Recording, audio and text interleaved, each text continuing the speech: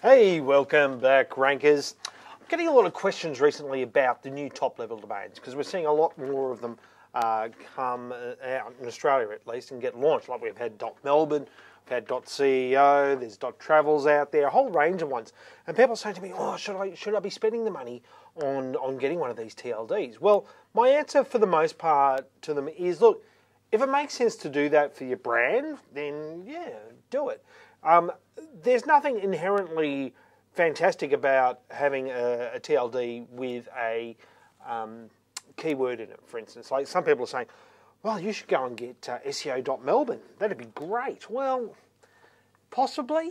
But, you know, there's plenty of other ways to get ranked rather than just get a top-level domain. And the thing that you risk about, you know, going after one of these top-level domains purely because it's got a keyword in it is that if Google decides at some point, or the search engines decide at some point, they're going to, you know, turn down the volume on the top-level domain because it's not really accurate or it's been used kind of spam, then that's going to affect you. So you're better off looking at the top-level domain as, is it right for the brand? Then yes, go for it.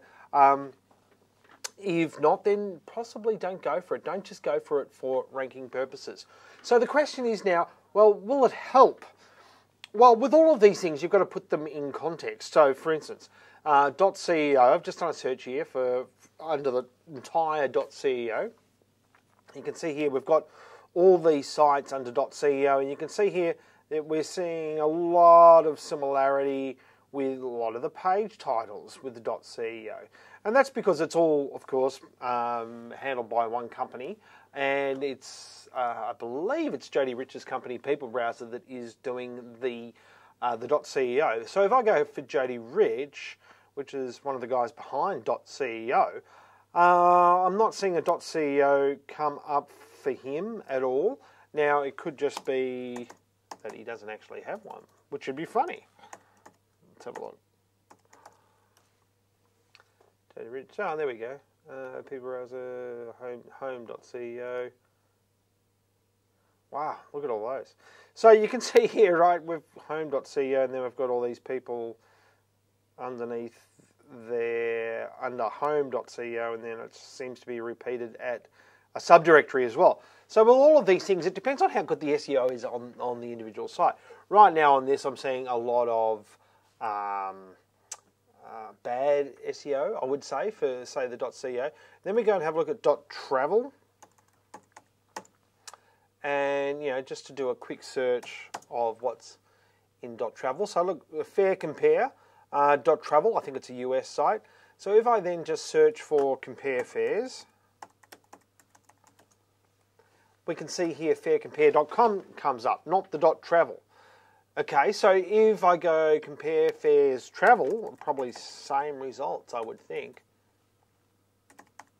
So my point here is that if the site's not optimized, yeah, see, it's not there. If the site's not optimized for the key phrase that you're trying to rank for, then regardless of what the top-level domain is, it doesn't come into it. It's the first part. It's the actual domain name. It's the name of the site. So, for instance, if I was to have travel.travel, wow, they'd be telling me a lot about travel, I would think, although I don't think anyone's probably got that. Let's just see. I don't think they have. Travel.travel. That'd be funny. Travel.travel. There is travel.travel, but it's www.travel. Why would you do that? Anyway, so I bet it doesn't rank for travel, though. No. So, I mean, all of these things, they're just one part of the puzzle. It's like saying, you know, I want to be really healthy and fit. What's the one thing I should do? I'll take this pill. Ain't going to work, right? So the same applies with SEO. So if you are going to go after one of these domain names, we've got some clients that have been that have used the .travel, and we've had no problem getting it ranked quite well. But the .travel wasn't really part of why they ranked. It was more to do with the way the content was structured, the way the site was structured, the way that the site performs, the keywords that we used in the right places, the fact that we had a Google sitemap, so Google knew where all the content was, the fact that they were updating and upgrading content on a regular basis, like 2 to 3 articles a week. That is what made the site rank, not the .travel.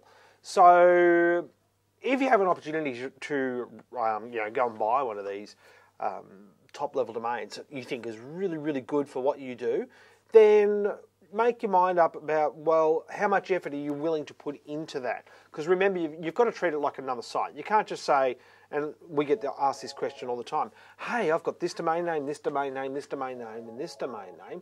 Are they all going to help me rank if I all point them at the one site? No, that's a bad thing to do. Don't do that.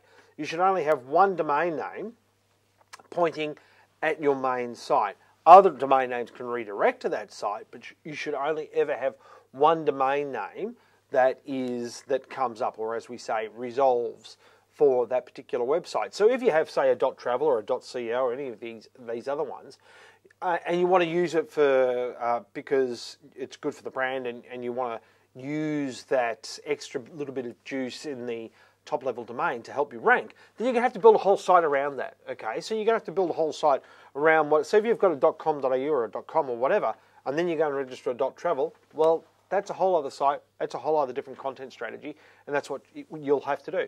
Now, you'll probably hear rumours about people saying, oh, Google, they won't like that particular top-level domain because it's this, and this. Don't worry about that.